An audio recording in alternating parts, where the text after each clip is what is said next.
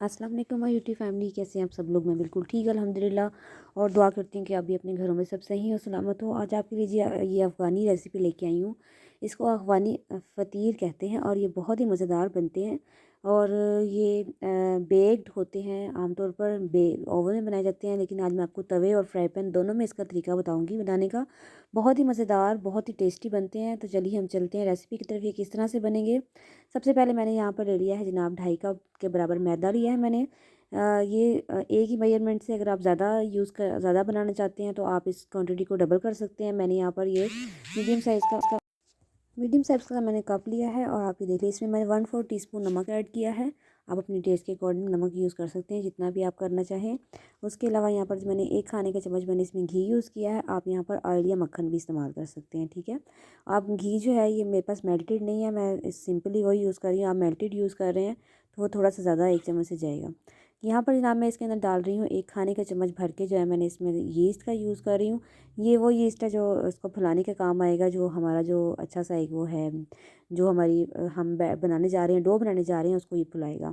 अब हम तमाम चीज़ों को अपने हाथों की मदद से पहले घी के साथ अच्छी तरह से मिक्स कर लेंगे नमक को और उसको, ताकि जो पार्टिकल्स हैं नमक के वो सारे जो हैं वो इसके अंदर इस तरीके से मिक्स हो जाएँ। देन हम इसमें नीम गर्म पानी में यूज़ कर रही हूँ। ये थोड़ा थोड़ा करके हम इसमें गूँधते जाएंगे और नॉर्मली जैसे हम आटा गूँधते हैं ना, हम उसी तरीके से इसमें नमक डालते जाएंगे और पानी डालते जाएंगे और इसका एक आटा तैयार करते जाएंगे, जैसे हम एक डो तैयार करते हैं। इसको हमें बहुत ज़्यादा गूँधने की ज़रूरत नहीं है। जैसे हम लोग पिज़्ज़ा वगैरह बनाते हैं तो हमें उसके लिए जो है, या चिकन ब्रेड बनाते हैं तो उसकी हमें डो बहुत ज़्यादा गूँधनी पड़ती है। यानी 10 मिनट में आपको हमेशा बताती हूँ कि उसको अच्छे तरीके से गूँधा जाता है। तो इसकी जो है ना वो हमने बहुत ज़्यादा नहीं गूँधनी है। 1 चम्मच मैंने इसके अंदर चीनी भी ऐड की है। चीनी जो है वो यीस्ट के टेस्ट को थोड़ा सा कम करने में मदद देगी, तो आपको यीस्ट का टेस्ट जो है वो बहुत ज़्यादा नहीं आएगा। आटा गूँध के हम रख देते हैं यहाँ पर। इसको हम 1 घंटे का स्टे देंगे और यहाँ पर मैंने लिए हैं 6 अदद बड़े मीडियम साइज़ के आलू। इसको हम क्रश कर लेंगे। इसको मैं इससे कर रही हूँ क्योंकि इसके अंदर हमें लम्स नहीं चाहिए। जितना अच्छा ये फ़ाइन हमारा अच्छा सा पीस जाएंगे, इतनी अच्छी हमारी जो है वो फ़तीर तैयार होंगे। तो अब ये देखिए मैंने यहाँ पर आलूओं को जो है वो पीस लिया। ये मीडियम साइज़ के आलू हैं, आप देख रही है साइज़ देख रही होंगी। ये मैंने पीस लिए हैं। यहाँ मैंने अभी ली है जी एक बड़े साइज़ का प्याज, उसको भी हम काट लेते हैं। बड़े साइज़ का प्याज जो है उसको हम इस तरह से काटेंगे कि इसका जो है वो, जिस तरह से हम हंडिया में डालते हैं उससे थोड़े से पतले, क्योंकि हम मोटा नहीं करेंगे, क्योंकि इसको हमने रोटी में भरना है। इसकी एक स्टफिंग तैयार करनी है तो इसमें हम मोटे वाले यूज़ नहीं करेंगे। और इस तरह से एक बारीक मिर्च मैंने बारीक बारीक सी काट ली है। सब्ज़ धनिया भी आप इसमें ऐड कर सकते हैं अगर आप चाहें तो। अब ये 2 चीज़ें, अब जो फ़तीर है ना वो ओरिजिनल रेसिपी में सिर्फ प्याज़ों से बनता है, लेकिन मैं आलू से स्टफ़ इसको कर रही हूँ। आलू से भी बनाते हैं इसको वहाँ पर, जो अफ़गानिस्तान की ऑथेंटिक रेसिपी है वो आलू में बनाते हैं और प्याज़ों में भी बनाते हैं। तो मैं जो है वो आलू में बना रही हूँ क्योंकि इसका टेस्ट बहुत अच्छा सा हमारा यहाँ पर आएगा। 1 चम्मच मैंने भर के इसके अंदर लाल लाल मिर्च का डाल दिया है। पिसी हुई लाल मिर्च यूज़ की है। हाफ़ टी स्पून मैंने इसके अंदर ज़ीरा यूज़ किया है। थोड़ा सा मैं इसमें सॉल्ट टेस्ट के अकॉर्डिंग यूज़ कर रही हूँ, ज़रा थोड़ा सा कम डालेगा। 1/4 टीस्पून मैंने इसमें जो है वो गरम मसाले का डाल दिया है। और यहाँ पर 1/4 टीस्पून ही मैंने इसमें अजवाइन का डाला है। अजवाइन जो है वो उसको बहुत अच्छा टेस्ट और टेक्सचर देगी। आपको पता है कि बाज़ार का टेस्ट देती है जब हम अजवाइन डाल लेते हैं, और अजवाइन सर्दियों में वैसे भी अच्छी होती है। नमक मैंने इसलिए कम डाला है क्योंकि हमने नमक जो है वो इसकी, जो हमने जो रोटी बनानी है उसके अंदर भी डाला, जब हमने डो बनाई थी उसके अंदर भी डाला है। तो नमक आप इसमें थोड़ा सा कम यूज़ कीजिएगा। अब आप हाथों से इसको अच्छे तरीके से मिक्स करते जाएंगे, ताकि तमाम जो हमारे मिसाले हैं वो इसके अच्छे तरीके से इसके अंदर एडजस्ट हो जाए, मिक्स आउट हो जाए, मिक्सअप हो जाए। ये जनाब हमारी डो रेडी हो गई है। 1 घंटे का हमने इसको स्टे दिया था। अब मैं इसको हाथों से उठा के इसको थोड़ा थोड़ा सा ऐसे बस सिर्फ मसल रही हूँ, ताकि जो डो है हमारी वो एक शेप में आ जाए और जो इसके ऊपर जाली वो ख़त्म हो जाएगी, ठीक है। अब यहाँ पर हम इसका एक अच्छा सा एक डो बना के हम इसको रख देते हैं। और मैं आप क्या करूँगी, काउंटर पे मैं डालूँगी थोड़ा सा मैदा। मैदे से हम इसको काउंटर को डस्ट कर लेंगे और उसके ऊपर जो है वो हम ये डो रखेंगे। और फिर अब मैं क्या कर रही हूँ कि इसको मैं डो को जो है ना वो इसको हमें 4 हिस्सों में बांट रही हूँ, बराबर हिस्सों में, जो हमने इसकी पेड़े बनाने हैं। अगर आपने ज़्यादा डो बनाई है तो आप ज़्यादा हिस्सों में इसको बांट सकते हैं। देखिए कितनी अच्छी सी इसकी लेयर्स बनी है। और अब हम इसके पेड़े बनाकर इसके जो है वो साइड पे रखती जा रही हूँ। पेड़ों को हमने इसका स्टे नहीं देना है। हम आगे जिस तरह जो प्रोसेस करेंगे मैं बताऊंगी हमें कहाँ पर इसको स्टे देना पड़ेगा। पेड़े बनाकर मैंने यहाँ पर इसके साइड पे यूँ मैंने रख दिए हैं सारे। अब हम क्या करेंगे, ये देखिए यहाँ सारे पेड़े जो है हमारे अच्छे से रेडी हो गए हैं। एक साइज़ के बनाए हैं मैंने। हमने इसको नान की साइज़ का बनाना है, तो पेड़े थोड़े छोटे मैंने लिए हैं। अब मैं इसको जनाब यहाँ पर डाल के रोलिंग पिन से इसको, जैसे हम रोटी बनाते हैं ना उस तरह से हम इसको बेलते जाएंगे। और एक नान की साइज़ का हम लोग इसको इतना बेल लेंगे, जैसे हम बाज़ार से जो नान खरीदते हैं वो वाला इसका साइज़ बन जाएगा, ठीक है। अब मैंने इसको रोलिंग पिन से अच्छा सा इसको फैला लिया है, थोड़ा सा ज़ाहिर सी बात है इसमें यीस्ट डली हुई, तो थोड़ा सा इसमें आपको फैलाने में थोड़ी सी मुश्किल आएगी, लेकिन आराम से हो जाएगा। आटे की निस्बत मतलब जैसे हम रोटी पकाते हैं उससे थोड़ा सा हमें थोड़ी ज़्यादा मेहनत करनी पड़ेगी। अब मैं क्या करूँगी कि इसके ऊपर जो है वो हम थोड़ा सा मैंने घी लेकर उसको अच्छा सा ऐसे ग्रीस कर लिया है। मैं ब्रश से कर रही हूँ, अगर बस ब्रश नहीं है तो आप चम्मच से भी कर सकते हैं, हाथ से भी कर सकते हैं। फिर इसके अंदर मैं जो आलूओं की हमने स्टफिंग बना के रखी है वो मैं इसके अंदर भर रही हूँ, और अच्छी सी स्टफिंग भर के हमने इसके अंदर डालनी है।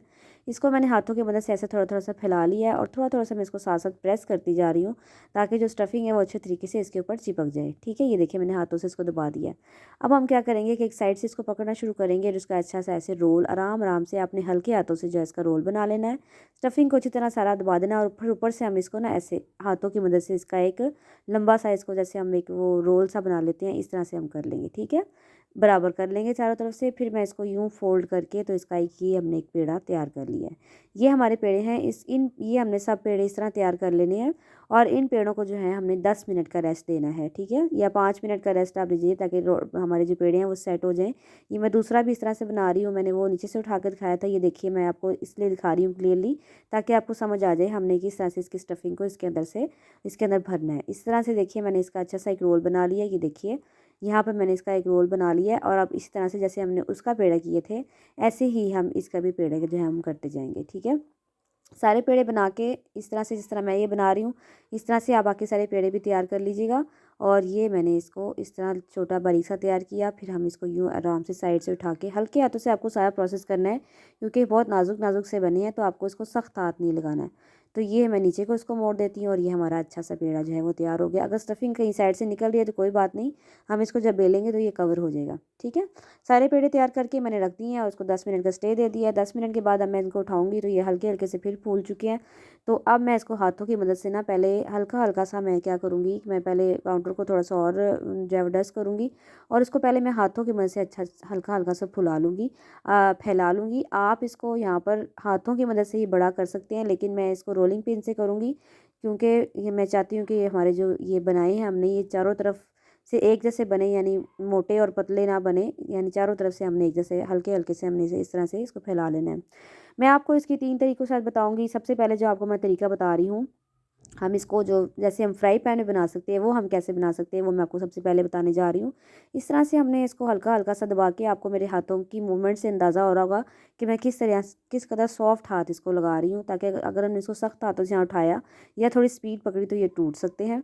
तो इस तरह से हम इसको इस तरह बेल के रख लेंगे, और फिर ये देखिए साइडों से जहाँ से बाहर थोड़ी थोड़ी स्टफिंग बाहर आ रही है उसको भी मैंने कर लिया है, दबा लिया अंदर को। अब हम क्या करेंगे कि जो फ्राई पैन है, मैं एक फ्राई पैन ले लूँगी जिसमें हमने इसको बनाना है। तो फ्राई पैन के अंदर जो है पहले मैं उसको भी हल्का सा ग्रीस कर लूँगी घी से। आप हल्का सा इसको ग्रीस कर लीजिए, ऑयल से कर लीजिए, मक्खन से कर लीजिए, जैसे आपको इजी लगे। इतना ही घी इसके अंदर जाएगा, ज़्यादा घी इसके अंदर नहीं यूज़ कर रहे, बस ये इसी घी के अंदर इसने तैयार हो जाना है। फ्राई पैन को मैंने अच्छे तरीके से ग्रीस कर लिया है। अब जो हमने जो एक रोटी बना के रखी है, ये देखिए बहुत ज़्यादा बारीक मैंने नहीं बनाई है, वैसे इसने फूलना भी है, लेकिन देखिए आपको समझ आ रही होगी कि बहुत ज़्यादा मैंने बारीक नहीं बनाई है, क्योंकि बारीक करेंगे तो स्टफिंग सारी निकल जाएगी। और जो फ़तीर असली रेसिपी होती है वो यही होती है, थोड़े से ये नान की तरह के बनते हैं। अब इसमें फैला के अब मैंने थोड़ा सा दूध ले लिया है, और दूध जो है ना हम ब्रश की मदद से इसके ऊपर फैला देंगे। इसको कलर देने के लिए हम यूज़ करते हैं दूध को, ताकि जब हम इसको बेक करें तो इसका अच्छा सा कलर इसके ऊपर आ जाए, क्योंकि हमने इसमें घी नहीं डालना है, तो इस पर जो है वो इसी तरह से इसका कलर आ जाएगा। ठीक है, अब जनाब मैंने इस पर घी लगा के सॉरी दूध लगा के इसको साइड पे रख दिया। अब मैं एक और उठाऊंगी उस तरीके से दोबारा से बना लूँगी। अब मैं आपको बताऊंगी कि हमने इसको ओवन में कैसे जो हमने बेक करना है वो कैसे करना है। इस तरीके से जैसे वो प्रोसेस किया था इसी तरह से मैं इसको भी दबा लूँगी। और ये मैंने ओवन वाली ट्रे को पहले नीचे से ग्रीस कर लिया, उस तरह ही मैंने उसके अंदर रोटी रखी, और उसके ऊपर मैंने इस तरह दूध लगाकर इसको भी रख दिया। ओवन के अंदर हमें इसको 12 से 15 मिनट देना पड़ेगा 180 डिग्री पे, तो ये पक जाएगा अच्छा सा, और उसका कलर आ जाएगा ऊपर नीचे से।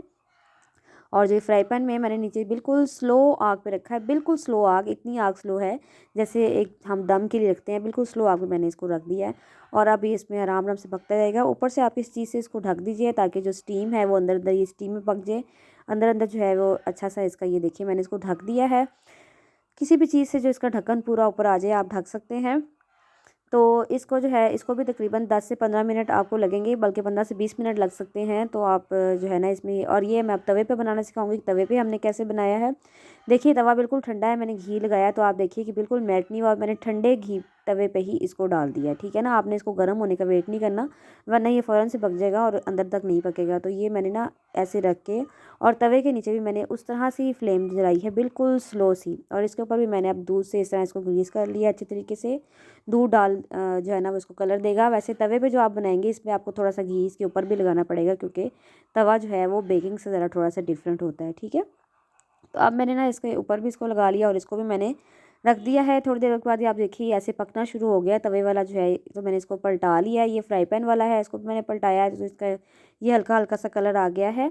तो ये जनाब हमारा जो ये तवे वाला ये तैयार हो गया। देखिए कितना खूबसूरत और प्यारा सा हमारा ये कलर आया है। बहुत ही मज़ेदार और टेस्टी किस्म की ये हमारी रेसिपी तैयार हुई है। अफ़गानिस्तान की मशहूर रेसिपी है, आप ज़रूर ट्राई कीजिए, हम रेस्टोरेंट्स वगैरह से मिलती है। तो ये देखिए दोनों, ये जो एक है ये तवे वाला है जो डार्क कलर का, और जो दूसरा है वो मैंने जो फ्राई पैन में बनाया था वो है। अब मैं इसको काट के आपको दिखा देती हूँ कि इसमें कैसा कलर आता है। ये देखिए, ये मैंने इसको काट लिया है सारे को, और ये बहुत ही सॉफ्ट और बहुत ही नरम और बहुत ही अच्छे से हमारे जो फ़तीर बन के तैयार हो गए हैं। आप अपने घर में इसको ज़रूर ट्राई कीजिएगा, अपनी फैमिली वालों को, आपकी फैमिली वालों को बहुत पसंद आएगा। ये देखिए कितनी खूबसूरत जो है मज़े के ये हमारे बन के तैयार हो गए हैं, और बिल्कुल नॉन ग्रीसी हैं, ज़्यादा ऑयल भी नहीं है। और जो लोग पराठे नहीं खाते उनके लिए बहुत ज़बरदस्त है। ये ओवन से मैंने निकाला है। अच्छा, ये चीज़ मैं भूल गई थी कि आपने सबको निकाल के ना बटर की मदद से इसको हल्का सा ब्रश कर लेना है, कि इसमें शाइन देगा और इसकी ओरिजिनल जो लुक है वो इसी से आएगी। तो आपने इसके ऊपर ना बटर या घी से इसको थोड़ा थोड़ा सा ग्रीस कर लेना है। ये ओवन वाला है, इसका कलर ऐसा आया है, ये भी देख लीजिए आप।